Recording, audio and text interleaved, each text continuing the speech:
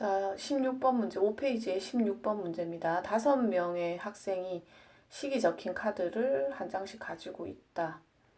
식의 계산 결과가 가장 큰 학생은 삼각비의 값을 계산할 수 있는지 묻는 문제입니다. 코사인 0도, 코사인은 점점 줄어들고 사인은 점점 증가한다. 기억해야 합니다.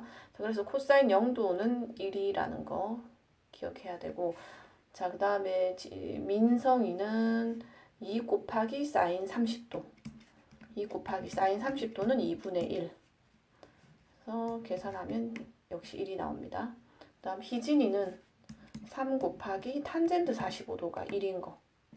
그래서 계산하면 3이 됩니다.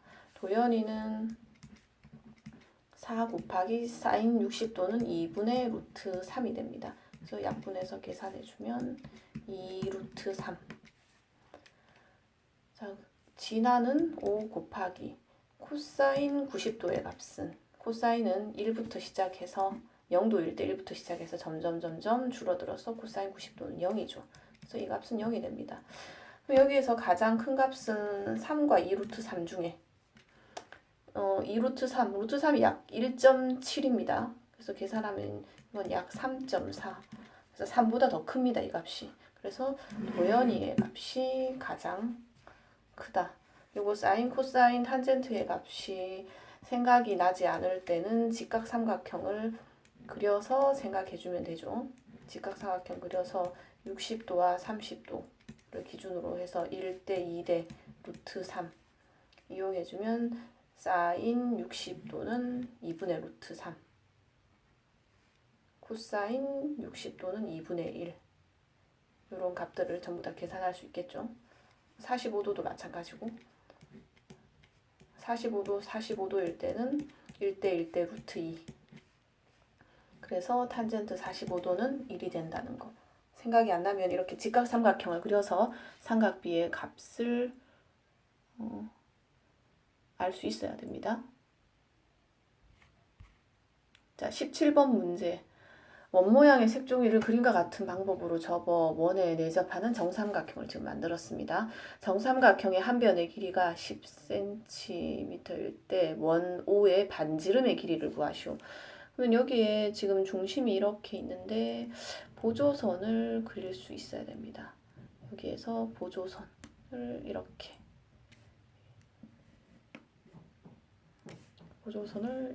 그리면 여기에서 반지름의 길이 지금 x를 구하는 거죠. 이게 직각삼각형.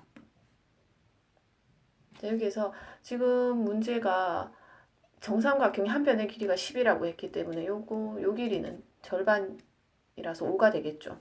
그리고 이 길이는 반지름의 절반이죠. 위로 그대로 올린 거기 때문에 이 반지름의 길이의 절반이죠. 그래서 2분의 x가 됩니다. 이 길이는 2분의 x. 그래서 피타고라스 정리를 사용해 주면 됩니다. 가장 긴 변의 제곱은 2분의 x의 제곱 하면 4분의 x 제곱 더하기 5의 제곱 하면 25가 되겠죠. 그래서 이항을 해서 풀어주면 4분의 3x 제곱은 25. 그래서 양변에 3분의 4를 곱합니다. 3분의 4를 곱하면 3분의 100이 되겠죠. x제곱이 3분의 100입니다. 그러면 x는 루트 3분의 루트 100인데 루트 100은 10. 유리화를 해주면 아래 위에 루트 3을 곱하면 3분의 10 루트 3. 반지름의 길이는 이렇게 구할 수 있습니다. 자, 18번 문제는 원과 비례에 대한 문제인데 이거는 교육과정에서 지금 빠진 부분이기 때문에 18번은 넘어가도록 하겠습니다.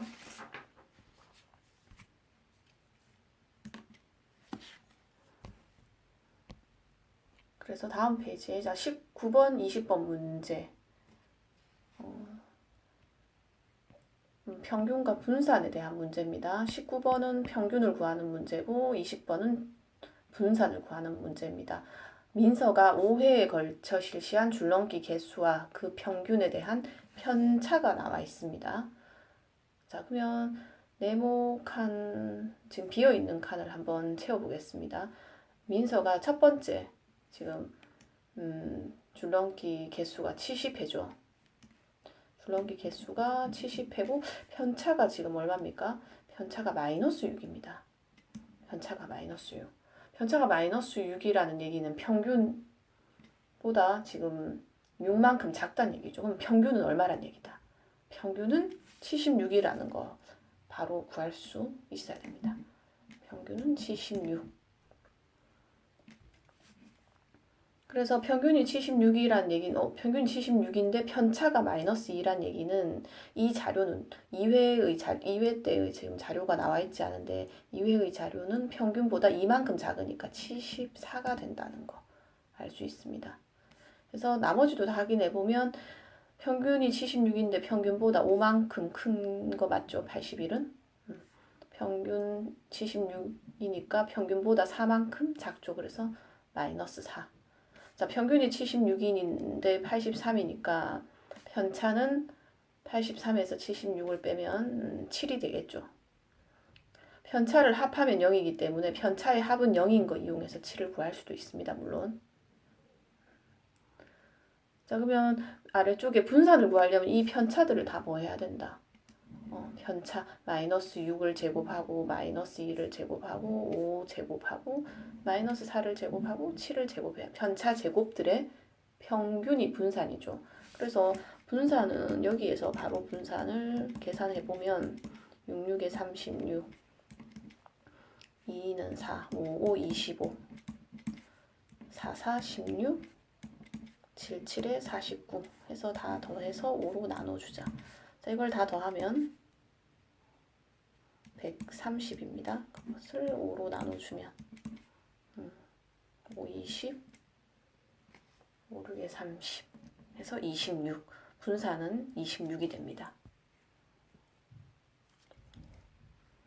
그래서 20번의 정답은 26. 자, 21번 문제 역시 통계에 대한 문제입니다. ABC 세 반 학생들의 방학 동안 읽은 책의 건수를 조사하여 나타낸 막대 그래프이다. 사실 이 문제도 살짝 교육과정을 벗어난 부분이 있는데 왜냐하면 이게 도수가 나와 있습니다. 세 반인데 A반 같은 경우에는 책을 2권 읽은 학생이 4명, 3권 읽은 학생이 4명, 4권, 5권, 6권 읽은 학생 전부 다 4명씩입니다. 이게 도수 분포 표를 그래프로 나타낸 거기 때문에 이렇게 도수가 나와 있는 부분은 사실은 우리 지금 교육 과정에서는 없어졌는데 그래도 한번 문제를 살짝 보고 넘어가겠습니다. 자, 두 번째 반, B반인 경우에는 4를 기준으로 해서 4권 읽은 학생이 4명, 2권 읽은 학생은 6명, 6권 읽은 학생도 6명 이렇게 대칭을 이루고 있죠. 전부 다 사실은 대칭이긴 하죠. 근데 B는 이렇게 들쑥날쑥 하고 있고 그 다음에 C반인 경우에는 역시 4권 읽은 학생이 제일 많고 그 다음에 2권 읽은 학생은 2명밖에 안 되죠. 6권 읽은 학생도 2명밖에 안 되고 이게 대칭을 이루고 있습니다. 자, 그래프에 대한 설명. 자, 1번 B반의 중앙값은 4권이다. 대칭이기 때문에 B반의 중앙값은 4 맞죠? C반의 책임값은 4권을 읽은 학생이 8명으로 가장 많죠. 그러니까 4권을 읽은 학생이 8명, 4, 4, 4, 4 해서 8명이기 때문에 채빈값은 4가 맞습니다. 세 반의 평균은 모두 얼마입니까? 가운데 대칭인 경우에 자료가 대칭이면 가운데 값 4가 평균이죠. B도 마찬가지. B도 가운데 4가 평균이죠. C도 대칭을 이루고 있기 때문에 4권이 평균이기 때문에 세 반의 평균은 모두 4로 같습니다. 4번 분산이 가장 큰 반 그리고 5번 같은 내용입니다. 표준 편차가 가장 작은 반 분산이 가장 큰 반은 어디고 분산이 가장 작은 반은 어딜까를 볼 수 있어야 되는데 일단 분산이라는 건 평균이 얼마만큼 모여 있는지인데 C를 한번 보세요. C는 평균 4권에 지금 8명이 모여 있고 이렇게 뭐 4명, 2명 이렇게 있죠. 그러니까 이런 모양을 이루고 있는 경우에 평균에 모여 있기 때문에 C의 분산이 가장 작다. C의 분산이 가장 작은 거 확인할 수 있어야 되고 분산이 가장 큰 것은 B라는 것도 알 수 있어야 됩니다. 왜냐하면 평균이 4인데 평균보다 작은 학생이 지금 6명.